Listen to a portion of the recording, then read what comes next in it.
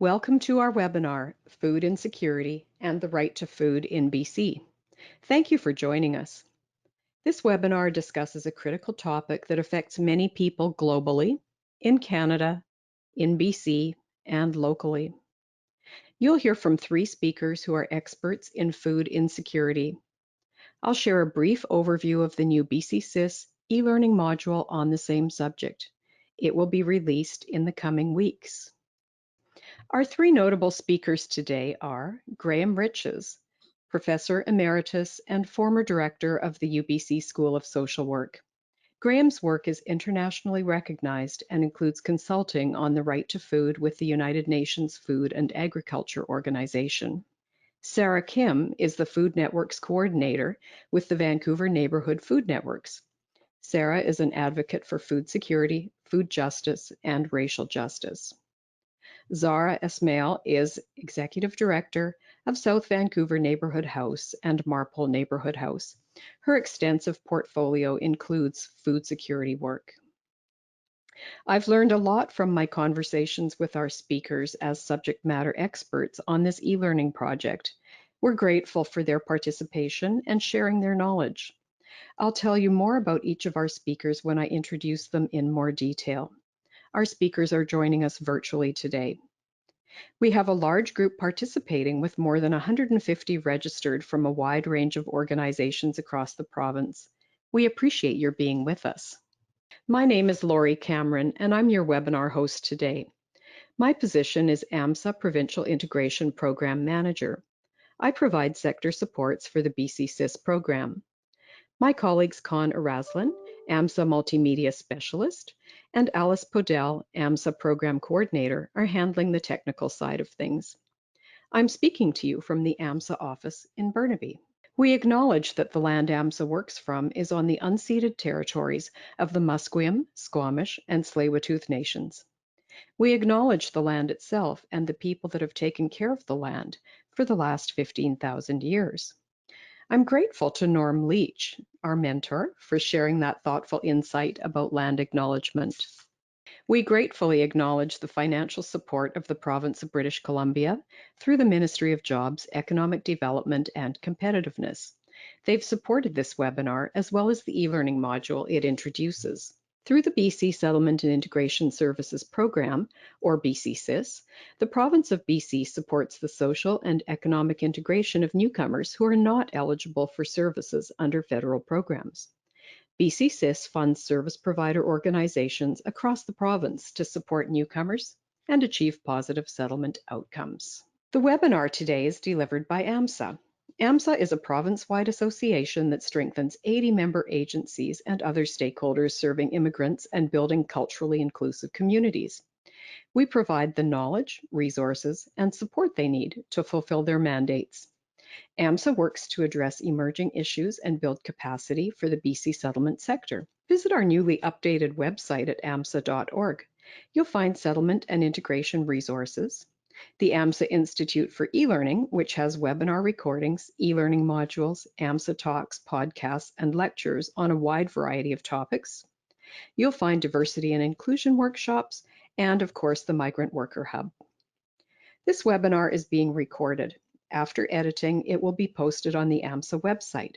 You'll find it under Resources, then Videos. Today's webinar presentation will be about an hour and 15 minutes, with another 15 minutes or so for questions and answers. We have quite a full agenda, but we will finish by 3:30 at the latest. Our first speaker, Graham Riches, will provide an introduction to food security, the right to food, and why food matters. Zahra Kim will take the conversation from the higher level down to the ground level. Zara will provide a community-based perspective on food, including equity, access, and social connections. I'll introduce the new BC-SIS e-learning module on food insecurity. I'll tell you about some other resources and online learning opportunities as well. As I mentioned, we'll have one Q&A session after all the presentations are complete. We don't want you to sit there quietly the whole time, though. We will ask for your input through polls in the GoToWebinar platform and through questions using Mentimeter. So first of all, let's go to one of the polls in the GoToWebinar platform. When you see a slide that looks like this one, we would like your response to a poll question. Please respond quickly so that your input is counted into the total. And we're going to do our first poll. We'd like you to tell us about the services you deliver. We're interested in knowing if you are a BC Settlement and Integration Services provider, if you are a different type of settlement services provider, if you deliver employment services, language instruction, or other. So please go ahead and enter your responses now. Just click on the type of services that most closely reflects your work. So it looks like the majority of our participants today are settlement services providers, and we have quite a few other types of service providers as well. So thank you for indicating that information in the poll. And we are going to go to our second poll, please. If you could please tell us about your role within your organization. Click on the response that most closely reflects your position. Do you work in senior management, middle management, or supervisory position, frontline staff, or other? Please go ahead and click on your response. So it looks like we have a really large proportion of attendees who are frontline staff, and I'm really pleased to see that. Thank you so much for responding to the poll and for taking time from your work to join us. And then we'll move on to our third poll question. Please tell us if you have worked with clients who have experienced food insecurity. That would be a yes, a no, or perhaps you're not sure. So if you could just click on a response as to whether you've worked with clients who have experienced food insecurity. So I can see that the vast majority have worked with clients who have experienced food insecurity. And we appreciate your sharing that with us. Thank you for letting us know. And we will move on now to the next type of poll that we're going to be doing with this webinar. So as an opening for Graham's presentation, we're going to switch to a different sort of poll altogether. We're going to use Mentimeter, and some of you may be familiar with it. It'll allow you to type in your own words as a response. Rather than just picking a multiple choice response, you can type in your own response. And you'll find a question there. And the question is, what food access related questions or issues are of greatest concern for you or your clients? So this has appeared beautifully on the screen, and these results are really for your input, but also for Graham to take a look at as he begins his presentation. So there's a lot of great input here. Thank you so much. I'm going to go ahead and introduce Graham Riches. Graham is a Professor Emeritus and former director of the UBC School of Social Work. He's practiced community development and taught social policy in Canada and internationally. His research focuses on the politics of domestic hunger, the rise of charitable food banking, and the right to food in Canada and the global north. The introduction of US-style food banking to Canada in the early 1980s prompted the question, why in the rich and food-secure world are we feeding wasted food to hungry people? Graham consulted on the right to food to the UN Food and Agriculture Organization in 2004, which was a very important year for their work. His publications include Food Banks and the Welfare Crisis and Food Bank Nations, Poverty, Corporate Charity, and the Right to Food, which I highly recommend. I ordered my copy from Indigo. So Graham, please go ahead. Thank you very much, Laurie, and for your kind invitation and to talk with everyone today, and for your introduction. I'd just like you to know that I'm speaking from the unceded lands of the Qualicum First Nation on Vancouver Island. It would be good to be in person, but I'm hoping that you'll find this virtual slide presentation of interest and benefit for the very important work that you all do welcoming and assisting newcomers of diverse backgrounds, immigrants, migrant workers, refugees, and asylum seekers in navigating their ways into Canadian society. The 9 slides, which I'm going to be talking about, concern a range of food insecurity policy issues. They focus on food insecurity, its meaning and prevalence in pre-COVID-19 Canada and BC. They look at who is hungry and why, with a brief overview of corporate food charity, food banking, and who benefits and who not and why. And then on the right to food, what it is and the obligations of government. And lastly, I'd like to just think a little bit about the role of civil society in post-pandemic BC for changing the conversation from food charity to the right to food. First, though, I'd like to say a word about why food matters. There are 3 quotes here, and I've introduced them because just to give a little history and to set the context. In the late 1960s and the early 70s, following the introduction in Canada of the federal provincial cost-shared Canada Assistance Plan, which was designed to strengthen Canada's social welfare programs, there was a very significant debate about poverty reduction and the role of government. Even the Senate weighed in at that time with its own report. And Ian Adams independently produced a counter-report called the Real Poverty Report in 1971, in which he wrote, and here's the quote, "There is a public agreement in Canada that those who cannot work should not be allowed to starve," a view which I believe held true for that time. 15 years later, in the mid-1980s, when I was researching and writing about the import and rise of US-style charitable food banks as the primary response to hunger in Canada, I came across the eminent French historian Fernand Braudel's observation. He was a internationally well-known historian and geographer who said that today's society, unlike yesterday's, is capable of feeding its poor. To do otherwise is an error of government. Then, in preparing today's slides and remarks, I was reading an article online, actually in The Guardian, about the threat posed by the last outbreak of a significant pandemic, smallpox, in the UK in 1978.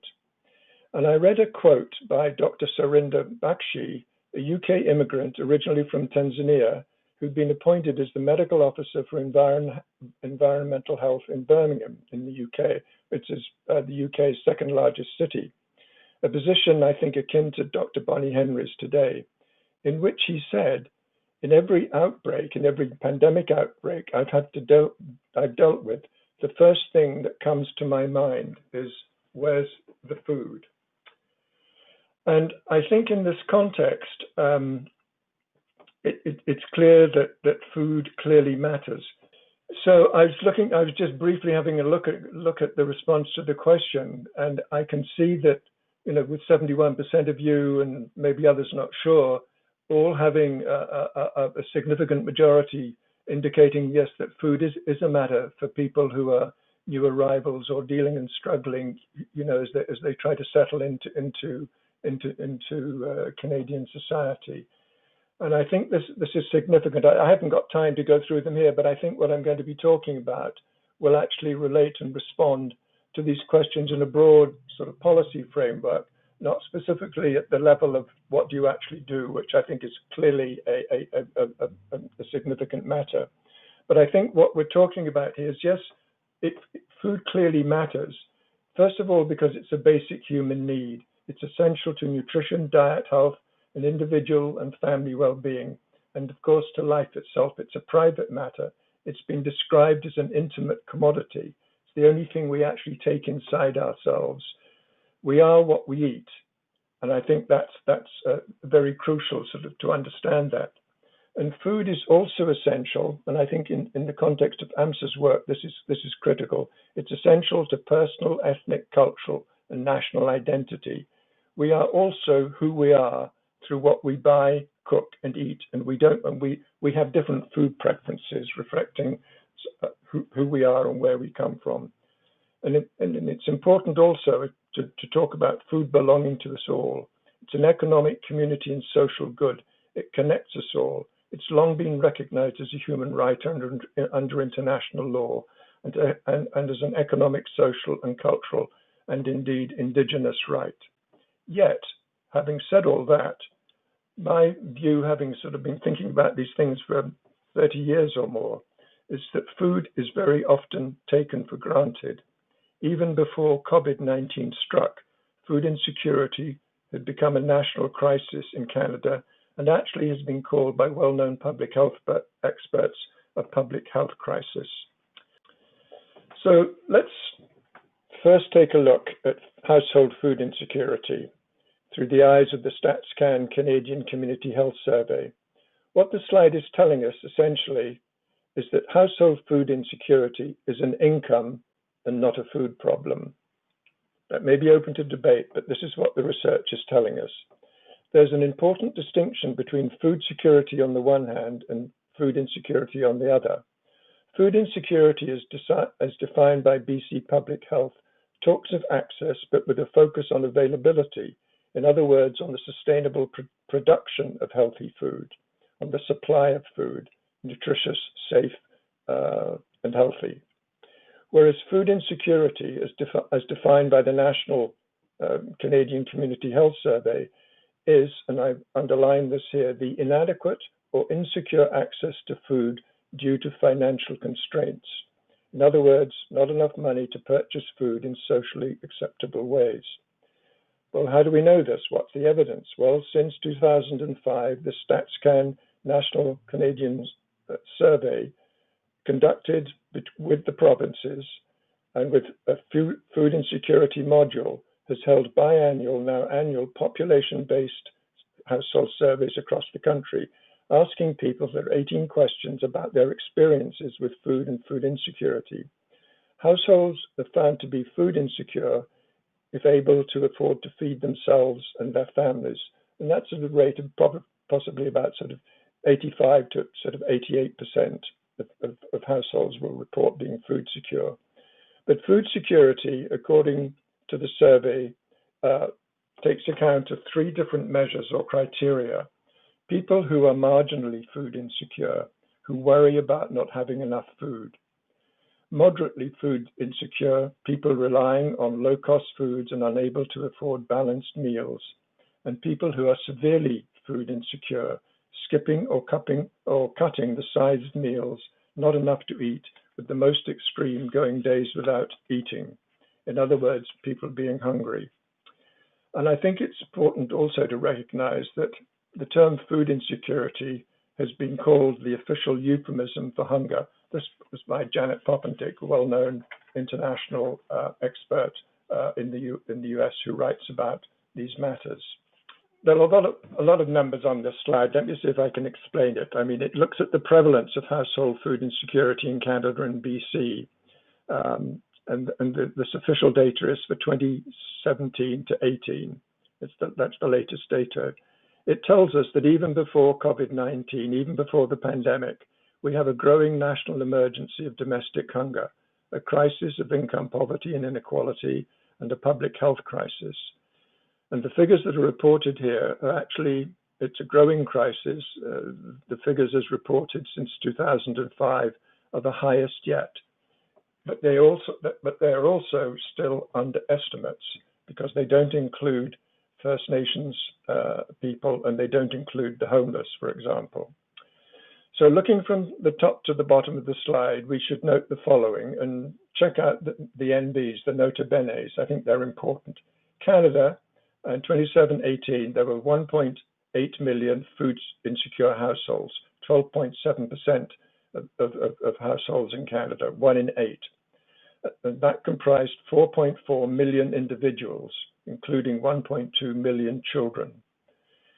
When COVID-19 struck, there were 8.7 million applications for the Canada Emergency Refund Benefit, and the numbers of people experiencing food insecurity jumped by 1.5 million individuals.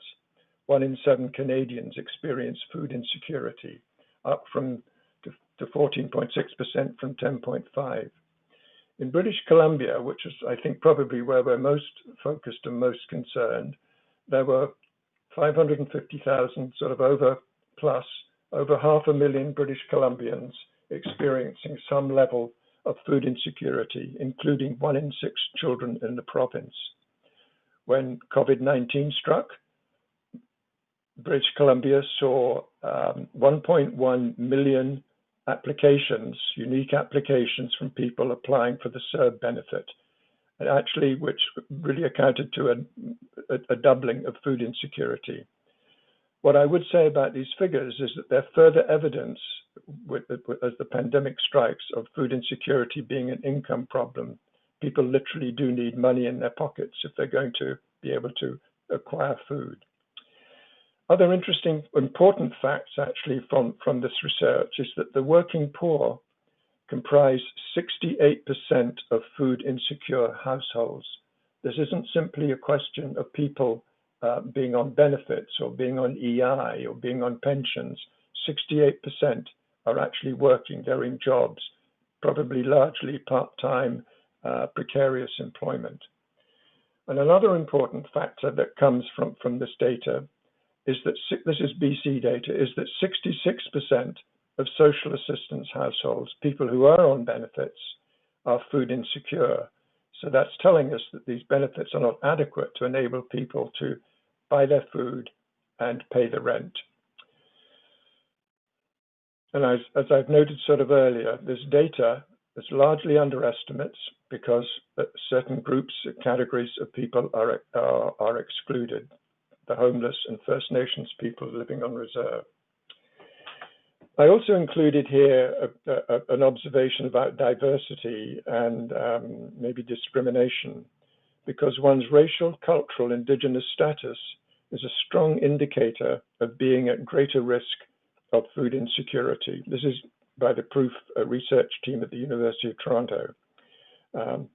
As you can see from the figures that are there, the white Caucasian population is the least impacted. I mean, it is impacted, but the Black and Indigenous communities are the most impacted, with other minority ethnic populations disproportionately affected. So this would appear to me to be an issue that that AMSSA is would be concerned about.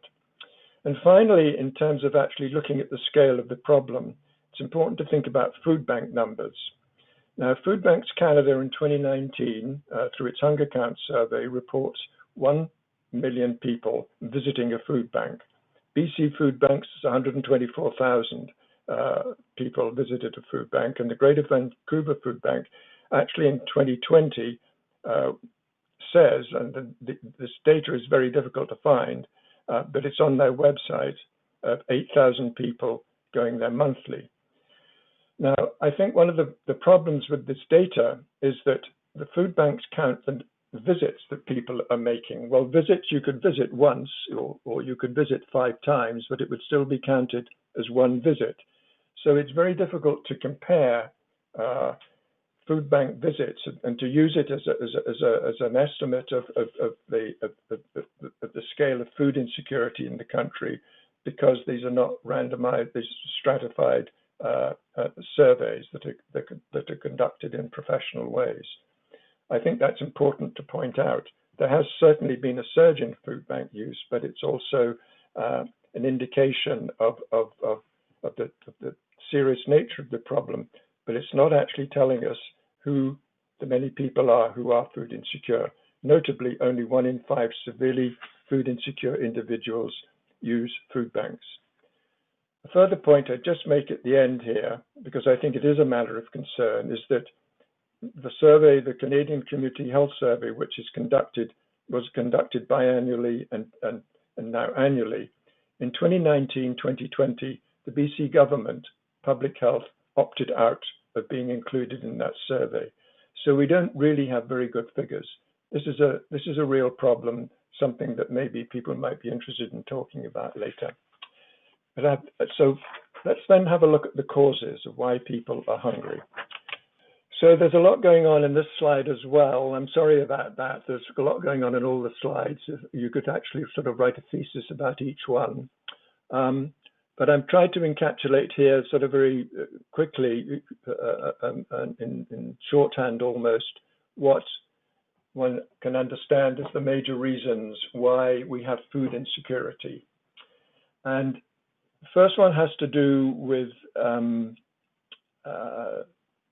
should just go back a little bit.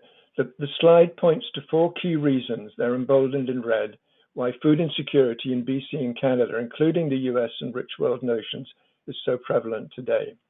The right-hand column in purple indicates key findings and themes which run through the research literature explaining the consequences of such public policy neglect.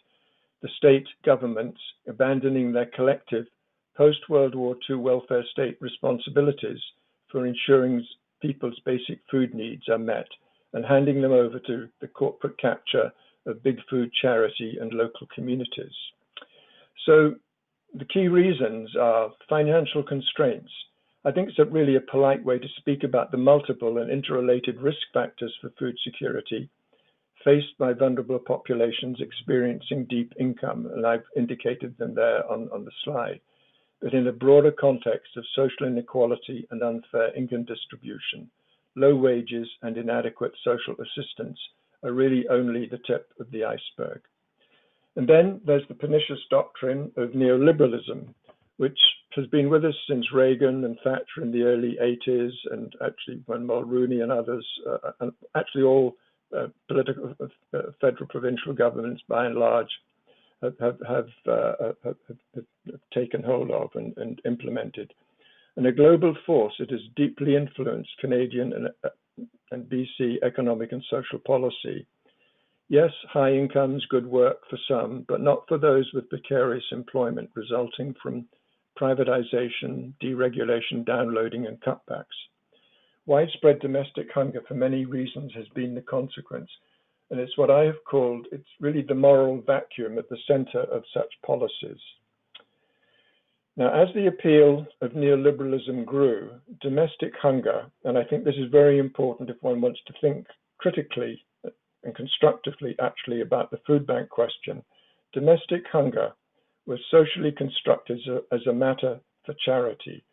From the early 1980s, when US-style food banking was first introduced, surplus food for surplus people to people who were surplus to the labor market brought shame and stigma. Canada became a food bank nation. It was cheered on by the annual CBC food bank drives. We've long created what I would call, and others have called, a parallel food charity economy. In BC, one might talk about the Walmart food safety net, moving from income assistance to food assistance programming, and in the process has been ignoring and human rights and has been depoliticizing hunger. And I would suggest to you that it's been a case of public policy neglect in different complacent governments looking the other way and ignoring human rights. And I think when the pandemic struck, COVID-19 has merely exacerbated these deep fault lines in Canada's and BC's welfare state. If we go back to thinking about what Fernand Braudel said, hunger, all governments, have the capacity to feed hungry people. To do so amounts to neglect. I think that's the case in point that has been demonstrated here. What then is the face of big food charity?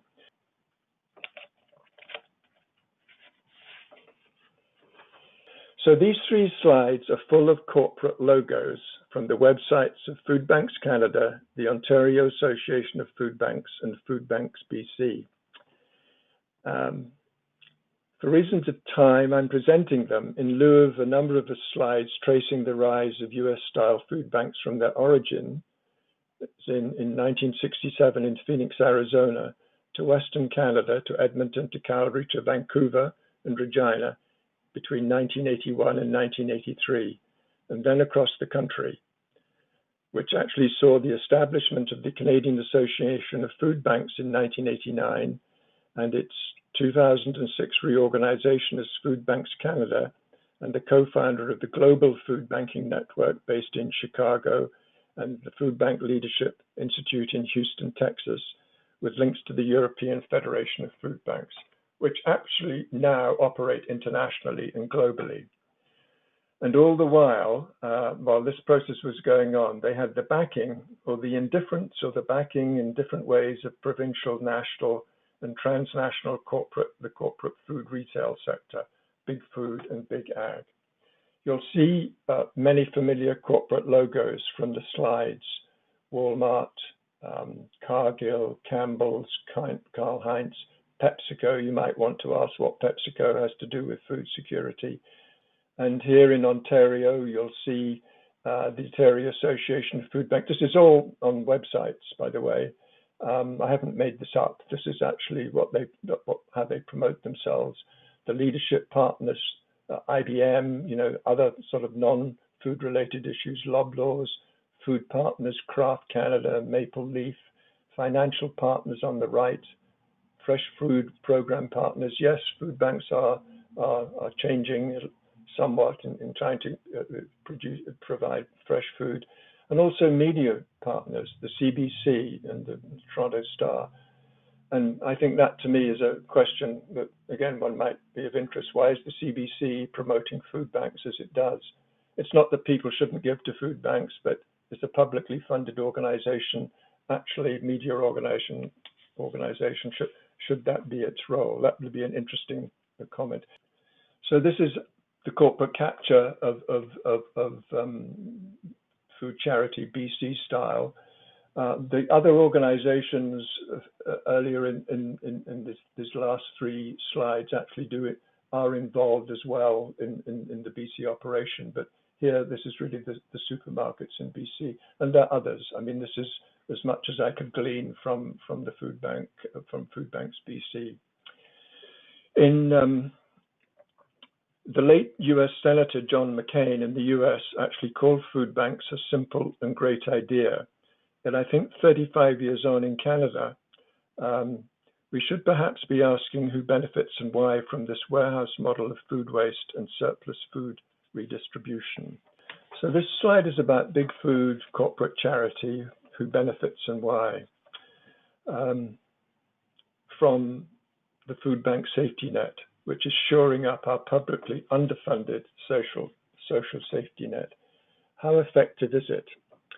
Having been with us for 35 years, it certainly enjoys a high degree of public legitimacy by promoting solidarity. Together, we can fill their fridge. Actually, that's a saying from Feeding America in the US. And also doing this through individual and community donors and thousands of volunteers who act on deeply held feelings of practical compassion. These are important sentiments and views which have to be acknowledged. In other words, we don't believe anyone should go hungry, which we should be a society in which no one should be allowed to starve. Food banks benefit as well from corporate managerial expertise as board members, from their corporate funding and massive volumes of surplus food, promoted as a win-win for reducing both food waste and food insecurity. The problem is food waste is a problem of an industrial, of a dysfunctional industrial foods system, and food insecurity is a product of broken social safety nets and social security. The symptom of one is not a resolution for the symptom of the other. But one could say, well, that there's this legitimacy, what's not to like. However, while a palliative for some, only, as I pointed out earlier, what the research shows, only 1 in 5 people use food banks. Many still go hungry. Food Banks Canada itself states it's not an effective long-term response to food insecurity, which BC Public Health recognizes as an income, not a food problem. It's there in black and white on their websites and in their data. Food banks are always running out of food, problematically, with many questions as to its nutritional quality and responsiveness to special dietary needs and cultural preferences, a question which I saw noted in the poll. One might ask, as actually a Spanish researcher reviewing issues of food banking in Spain has asked rather, are they a form of uncritical solidarity in that they mask income, deeply rooted income poverty? They also pose difficult questions of values and choices. It's actually been argued that food banks, again by Janet Poppendieck in the late 1990s, act in the States as a moral safety valve. We go on giving and giving, we all feel better, but the problem remains. While a strong sense of corporate social responsibility drives the food bank movement, is it more a case of corporate social investment, looking for competitive supermarket branding and profitability? And I think we have to ask, is feeding leftover food to left behind people, which in my view institutionalizes begging and creates secondary food markets for secondary people in inverted commas. Really, is that really the best we can do in Canada? Should we not be thinking about the shame and stigma this creates for those on the receiving end of food bank lines? The ideology of charity, it's been said actually by a couple of academics at UVic, inhibits serious critique. It's a difficult problem if one engages a critical analysis of philanthropy. Yet looking to post-pandemic times, this is necessary when more effective courses of action informed by human rights are known and are available. What then about the right to food? So I think the heading in one sense says it all, the human right to adequate food and nutrition.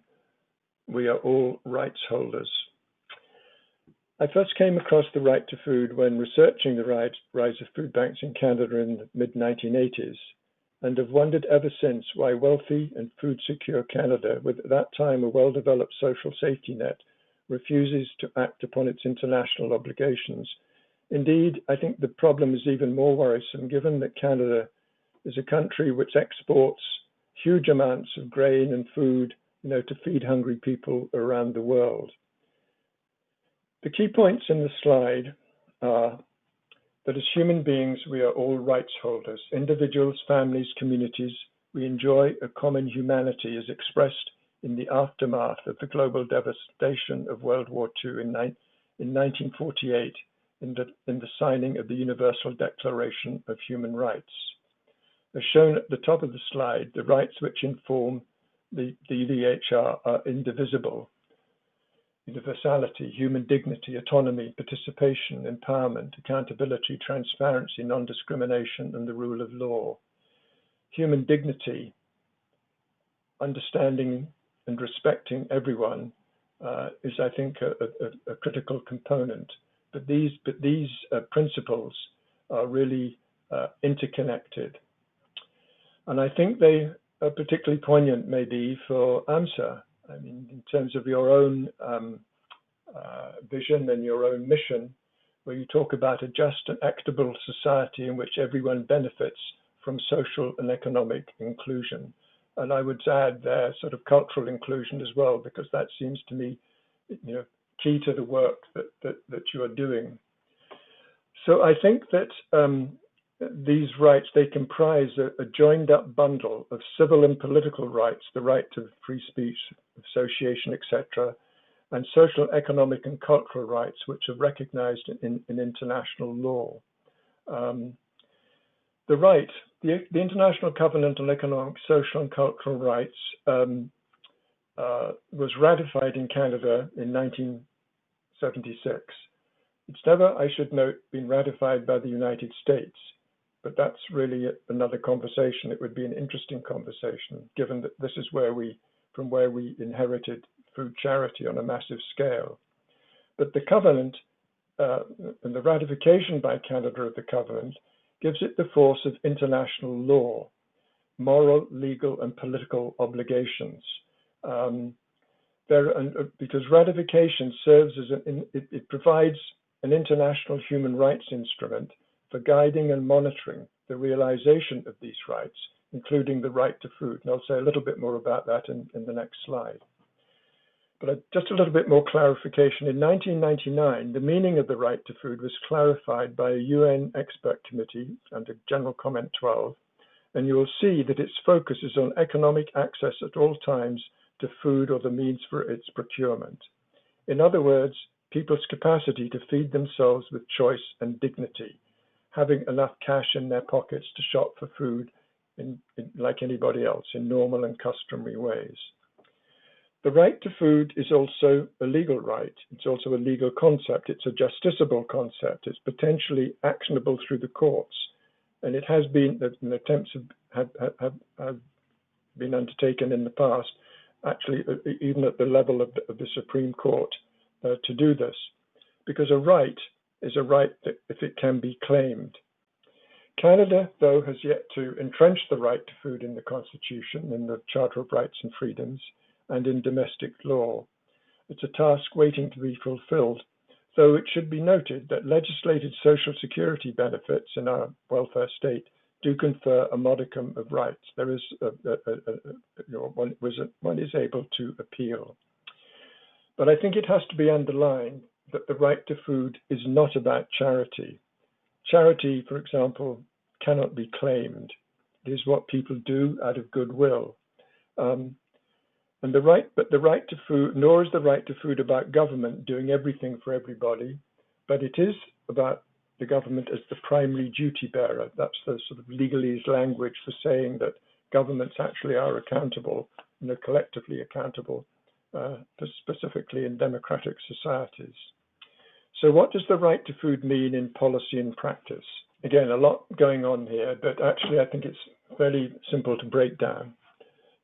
When the government sort of ratifies international covenants, like the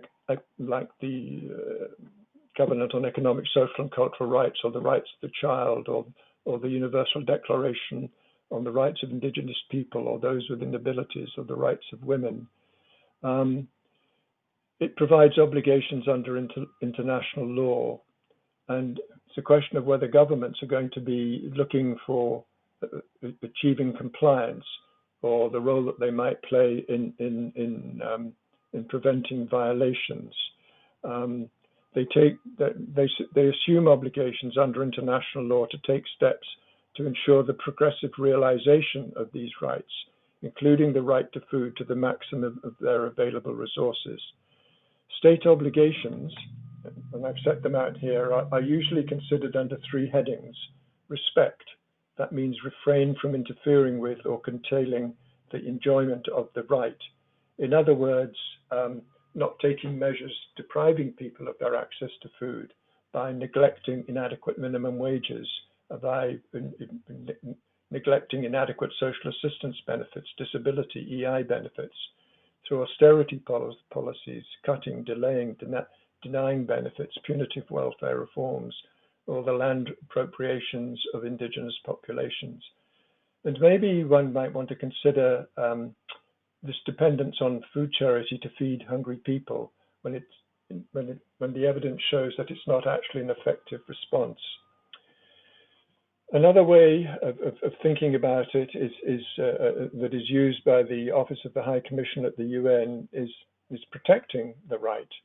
And in terms of food, this is by regulating non-state actors, by preventing others from interfering with the enjoyment of that right. And this would include ensuring that individuals, big food, big ag, the corporations, are not violating the right of food to others. It looks at, what federal institutions like BC Public Health and Food Safe and food organizations do to protect nutritional qualities, food safety, and land and water rights. And then the final bit is about, it's not a negative approach, it's a positive approach by talking about the adopting appropriate measures towards the full realization of these rights, positive actions. I would suggest in terms of facilitating and providing and acting on food as a basic human need and a fundamental human right. Look at the evidence-based StatsCan Canadian Community Health Survey and BC Public Health data that food insecurity is an income problem. Reduce food insecurity as explicit policy outcomes of the BC Poverty Reduction Plan. Rebuild income security, social programs, universal basic services, childcare. Implement joined up food, public health, social policy.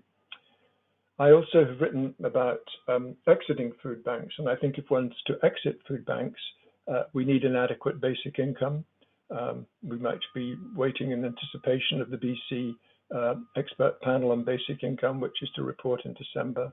looking at living wages, child benefits, social assistance, and so on. And I would add and underline, fully funding school and community food meal programs to purchase food for the people with whom they work and the people who come to them, and not having to be dependent upon what surplus food happens to be in the food bank store that day. And the bigger issue, the one of fair income distribution and progressive taxation. So post-pandemic BC, food charity or the right to food, that's my question. And it's really, what's the role for civil society, of non-government organizations? I think I see a difficult conversation, actually, but I think it's a necessary conversation. On the one hand, we have the BC NDP manifesto for 2020, and the NDP is now, a significantly enlarged government, committing itself to increasing food security for people in need by increasing our supports to food banks and developing program partnerships with grocery stores and non-profits such as Quest and the Mustard Seed to develop discounted food markets, food recovery, and food redistribution programs. Well, I think that's perhaps a noble aim, but I think it's really problematic because at the same time, we have the BC Centre for Disease Control, again, Dr. Bonnie Henry's organization, telling us that research shows household food insecurity can't be fixed through food-based initiatives. The root cause isn't the price of food, it isn't the lack of food, it's actually the lack of income. So it'll be interesting to see how that debate is carried forward. I would suggest that a way of engaging this question is to talk about human rights-based approaches. We have now, and I haven't noted it here, that the BC Human Rights Commission has recently been re-established.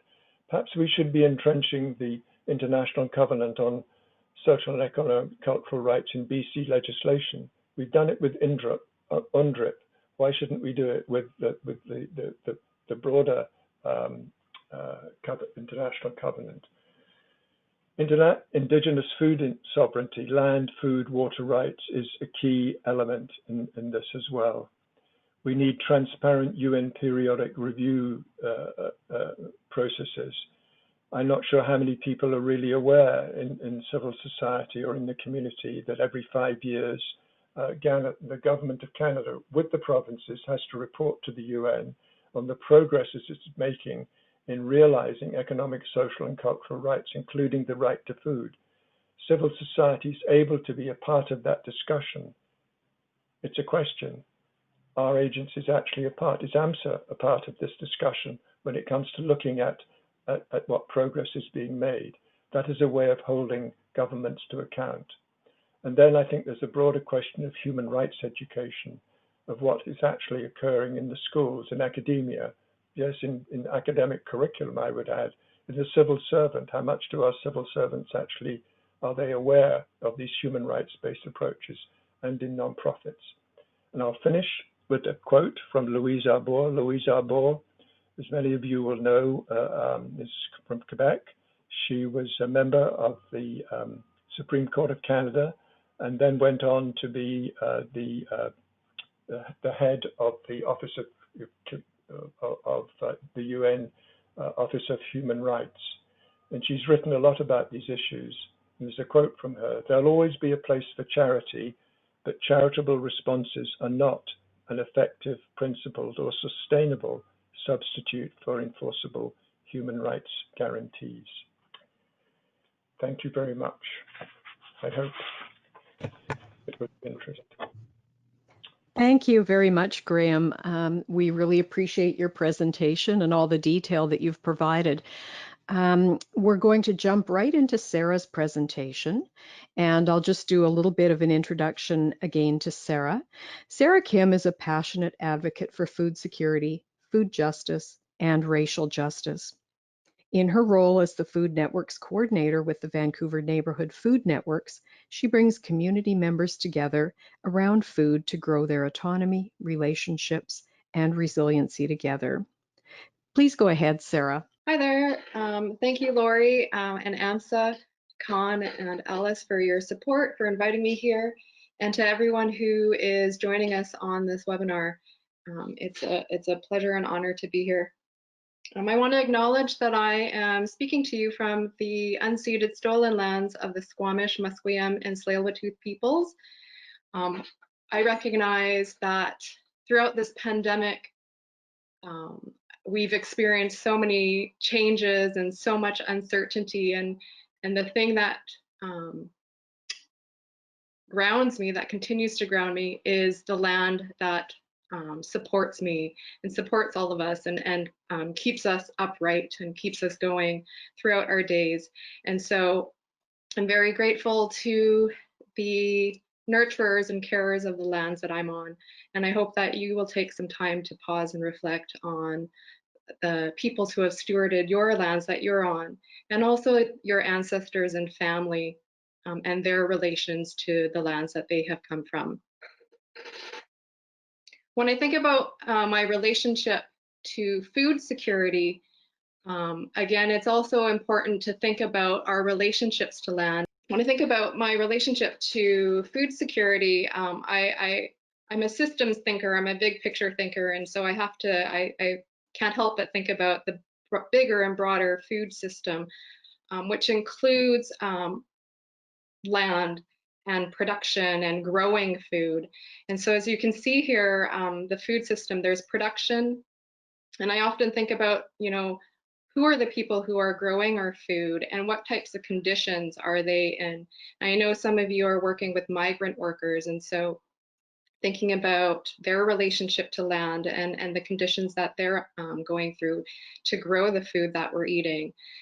And then from there, there's processing and distribution, and we may know people who are involved in that. And I know most of us on the call today are thinking more about access and consumption, because we are working with folks and community members who are facing barriers and challenges to accessing and consuming food. And when I think about my role in the food system and food security, I want to be thinking about how we can have healthier food systems and healthier food security. And one thing that I notice about this food system map is where does community land in the food system? And I feel like it lands somewhere around access and consumption. What does community food security look like, and what is their role in that, and what is the role of government in that? And so that's something that I'd like for all of us to think about and consider. I know a lot of us are thinking about, I noticed in the answers to Graham's question for the Mentimeter, a lot of us are thinking about how can our participants and community members access food, whether it's free or low cost. And because of the pandemic, and even prior to the pandemic, we tend to be in more of a responsive and reactionary mode, because the people we are working with are facing so many challenges and barriers, not just to accessing food, but to just navigating bureaucratic systems if they're new to Canada.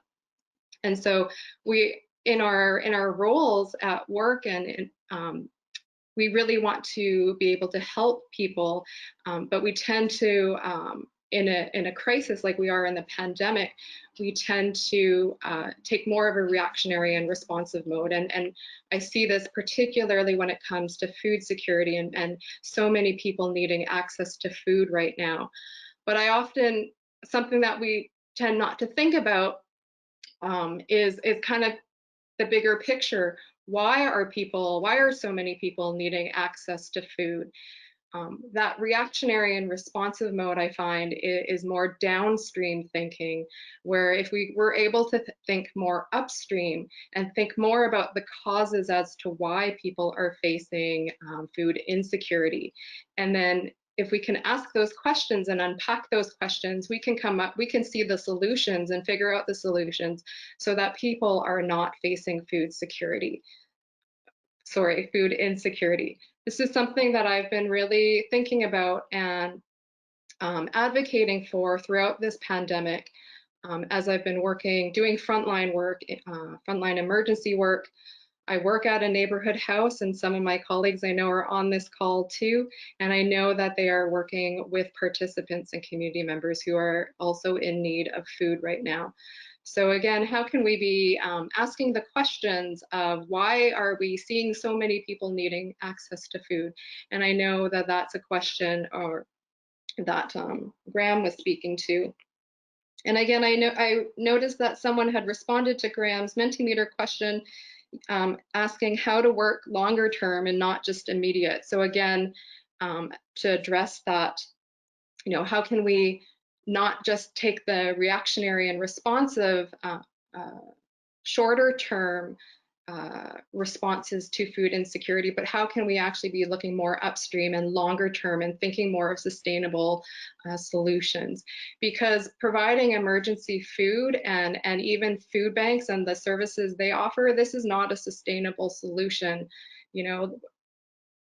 I don't know how much longer some of us can actually still be providing emergency food. I know a lot of organizations that are doing that are burning out. They are under capacity, underfunded. They're providing services to so many people, but aren't necessarily having the supports to do that.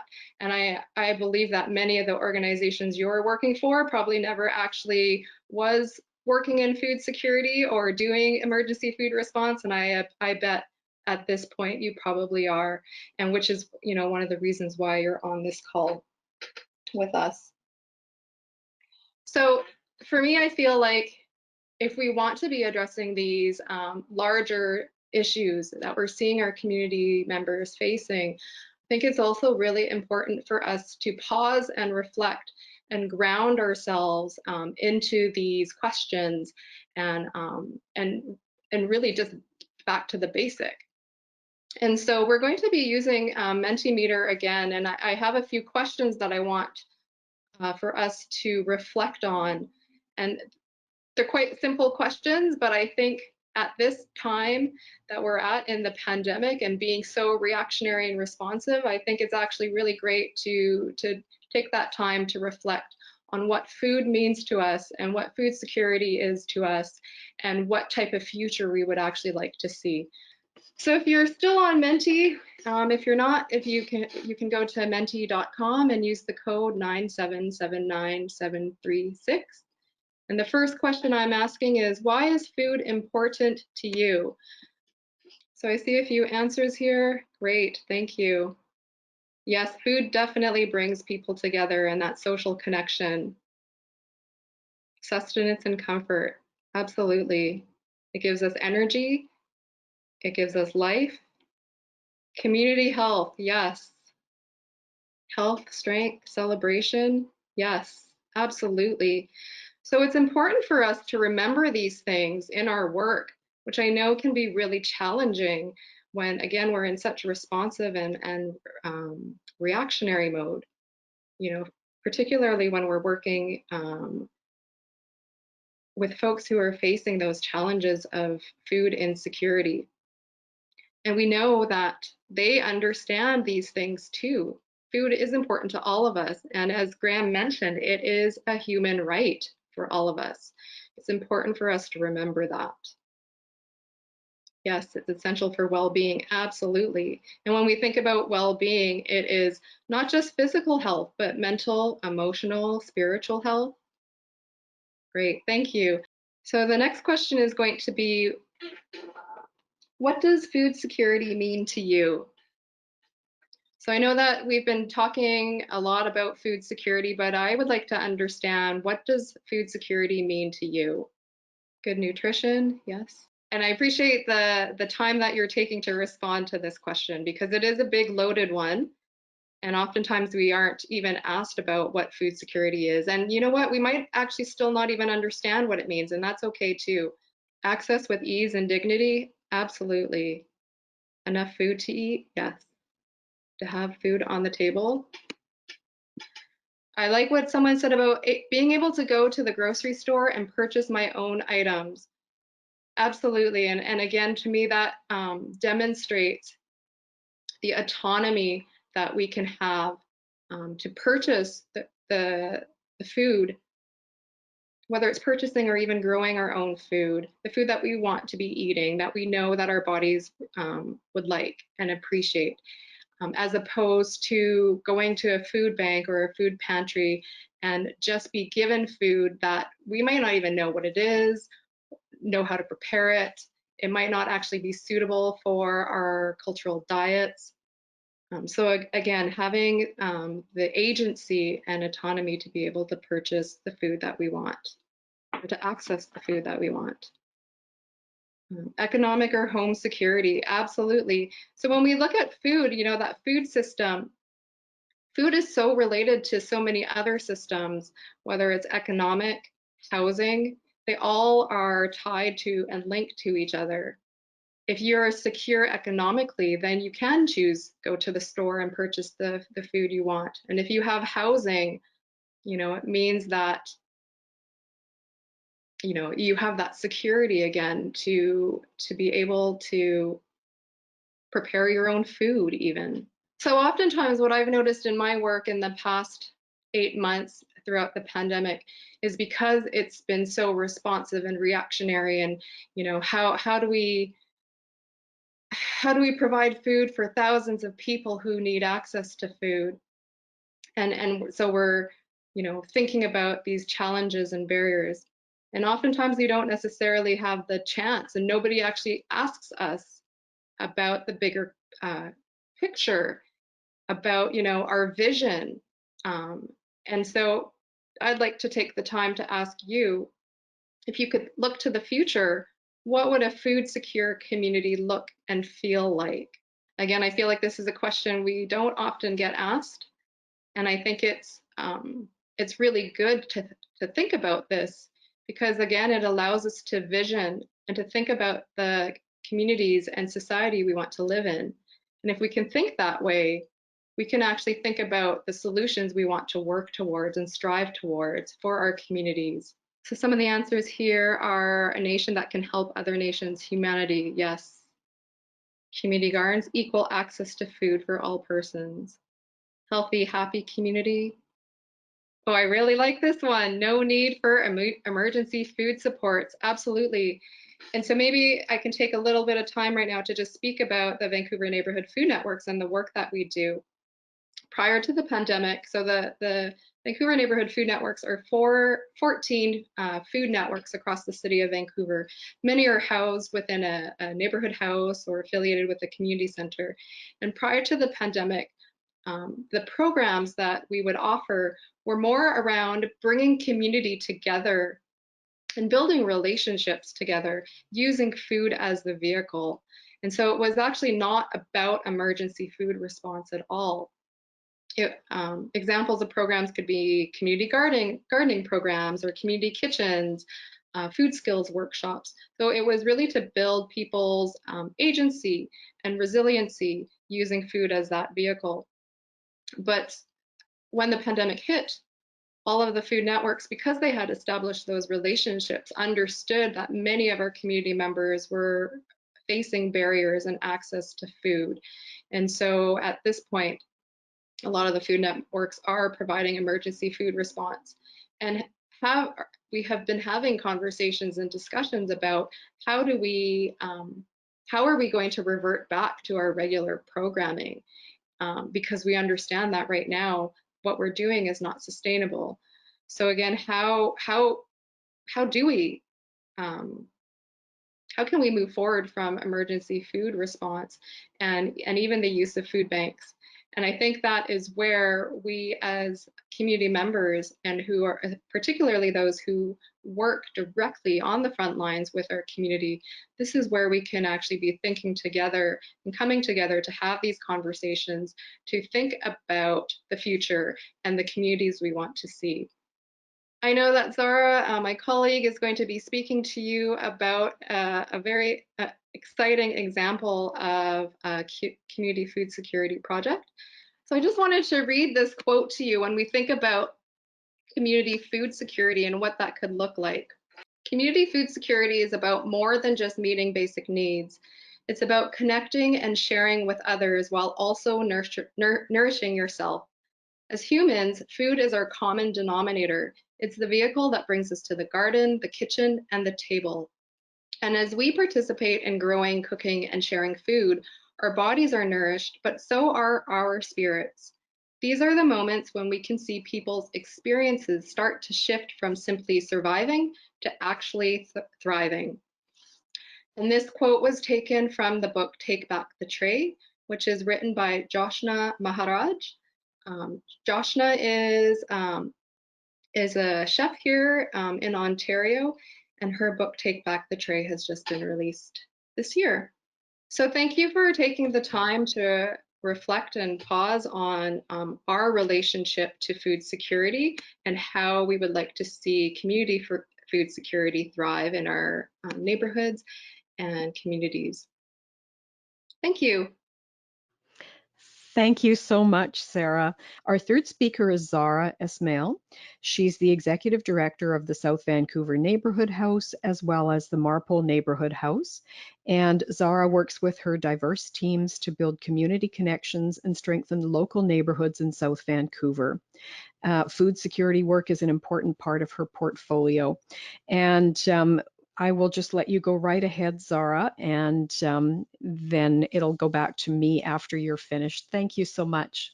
Thank you very much, Laurie. It's nice to be here today. I would like to thank Laurie and the AMSSA team for including me in this afternoon's presentation. I would also like to acknowledge that I'm joining you from the unceded and ancestral Coast Salish territory of the Musqueam, Squamish, and Tsleil-Waututh nations. I also want to preface my comments by saying that I'm not an expert in food security, even though that's what's been promised to you. I'm very much a learner and looking forward to hopefully having a few minutes of discussion at the end of my comments so that I can glean more information from you. So I will be speaking to you today about food security, specifically in my neighborhoods that I'm responsible for in South Vancouver. And I'd like to start with a very brief overview of the area. The three neighborhoods in South Vancouver are Sunset, Victoria, Fraserview, and Killarney. And census data tells us that approximately 15% of Vancouver's population lives in the South Vancouver area.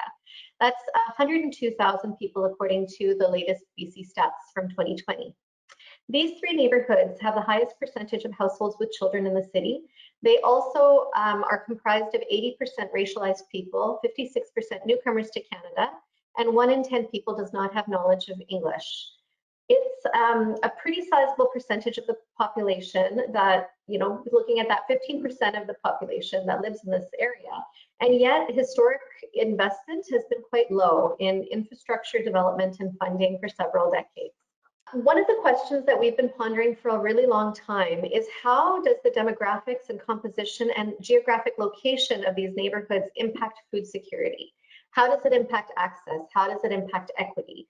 And for us as a neighborhood house, most importantly, how does this community connect with one another? And how do we foster social connection? This is a question that we feel is worth considering, particularly given the vulnerabilities in the neighborhood. We have known for a while that it is difficult for people to connect across South Vancouver. Transit is limited and quite poor. There's limited walkability. There's a lack of physical spaces for people to gather. Language and cultural barriers exist, and there's a lack of neighborhood-based social planning that have impacted social connections across all three neighborhoods. When you look at these stats that I've got up on the slide and you look at the statistics and the well-being of the community members in the three neighborhoods, you can see that they're not the same as each other, and it's not as good a scenario in the city average overall for most of these aspects. One of the questions that, again, the neighborhood house has asked is what are we doing, to exacerbate this issue? And we realized that when we do asset mapping, looking at this whole region together of South Vancouver, we're actually taking a geography with 100,000 people and doing asset mapping, which doesn't allow us to go into depth in terms of what people are actually experiencing. We're not able that way to understand what's going on where. And the neighborhoods within South Vancouver are also different. So we really decided that to try to achieve greater equity, we want to take a more nuanced approach. We want to understand why are these neighborhoods treated as one, not as unique neighborhoods, when in other parts of the city, neighborhoods of similar sizes as any of the three do have unique identity. how much does that have to do with geography, demographics, language? So what we've learned through COVID-19 and this pandemic that's upon us is that, as with most places, COVID-19 has further exacerbated the issue of a lack of resources in our neighborhood. In our view, you know, when I'm doing advocacy work for our neighborhoods, this map sort of says it all. If people want to access food support, they need to go well outside of their neighborhood to access support. And it's that question of, why is that the case?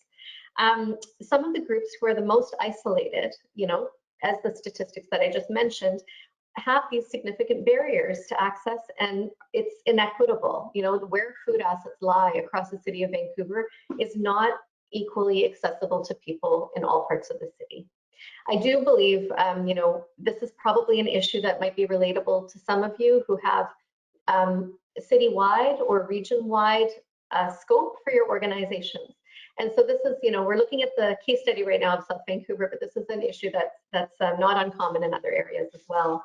You know, given everything that you've heard from Graham and Sarah, I want to leave you with a little bit of hope about how change might be possible. Now, South Van Neighbourhood House has received some support from the United Way and other partner agencies, and we are pursuing a solution for the long-term and systemic challenges around food security and social connectedness across Sunset, Victoria, Fraserview, and Killarney. This is very ambitious. Our goals are big, but we really don't want to continue to get by as best as we can. We want to take a moment in time, because there's some attention on this issue, on the systemic structural issues around food security and access and social connection and underinvestment. We want to figure out a way to elevate the voice of the neighborhoods and its members and create meaningful change. So it's that question about, how can we improve food systems and food justice across our region from the grassroots up and from the top down. So some of what we're doing is in two phases. We're looking first at emergency food, with the establishment of a central food hub in South Vancouver. To take that burden of spending time to get outside of your neighborhood to access food, we're trying to figure out how to build up food assets within the neighborhoods across South Vancouver. We're looking for partner agencies across the neighborhoods in South Vancouver, Sunset, Victoria, Fraserview, Killarney, Marpole, to see how we can work with partner agencies to build their capacity to better support community members. We'll also be starting to do direct food distribution through the hub, and hopefully providing adequate place-based access to respectful emergency food. Now, what you've heard all afternoon is that emergency food is something we don't want to be doing, because it is a Band-Aid, but we realize that we need to be meeting people's basic needs before we can start to talk and engage them around conversations to address food security overall over the long term. So once the basic emergency food access is available across the region, at that point, we want to start working on the development of community kitchens, community gardens, urban farms throughout South Vancouver. We want to engage community groups and have them lead the development of these food assets, for them to determine what type of food they might want to grow, what type of intergenerational workshops they might want to lead. And we want this to be contextualized and localized based on who they are and what food they eat and what matters to them. We do want to be looking at unique strategies across each of the neighborhoods and sub-neighborhoods in South Vancouver. So we'll be needing more partners and more volunteers and more resources to do that.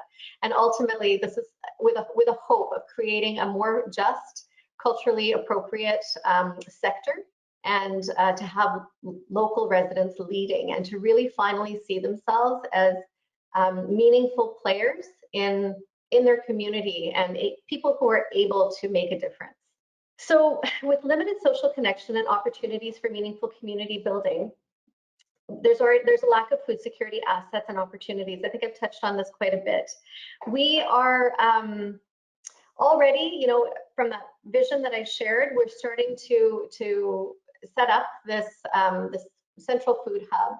And I do, like I said, I know we've got a long way to go, but we're very hopeful that by taking small steps in a direction, both looking at immediate needs and looking at the long-term goal, that we'll be able to get there.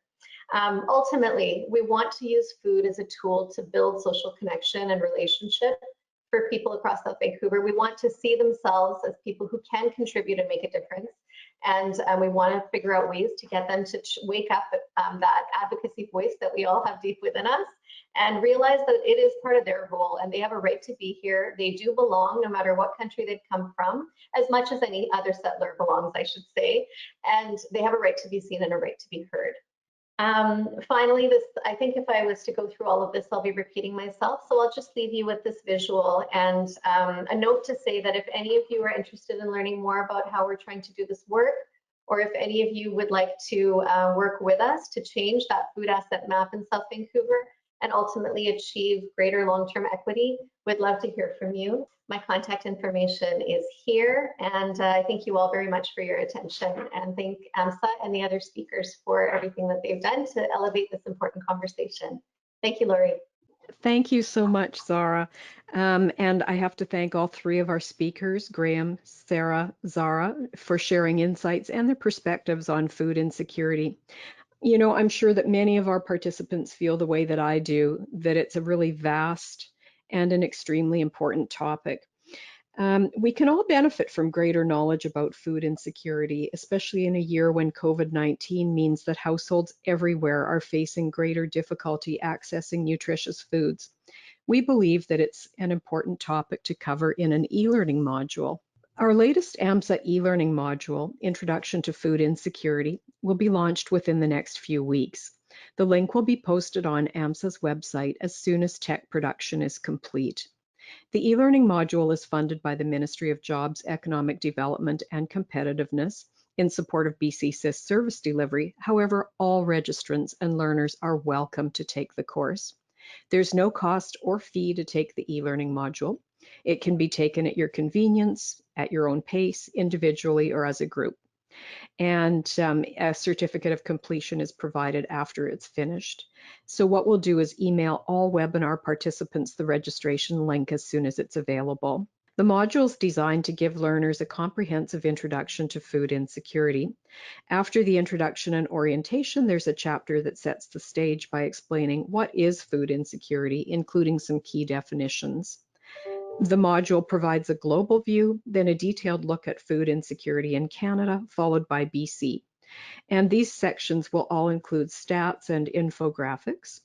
It discusses which households are most vulnerable to food insecurity. So you'll learn about the impact on women, children, and newcomers, as well as food insecurity in relation to racial and cultural identity and Indigenous status. The module has a section on public policy approaches to alleviate food insecurity. There's a section on the impact of COVID-19, which, as we know, is an additional threat to food security. And social sector agencies and charitable food programs provide food insecurity relief, as we know. They address the urgent needs of food insecure individuals and households.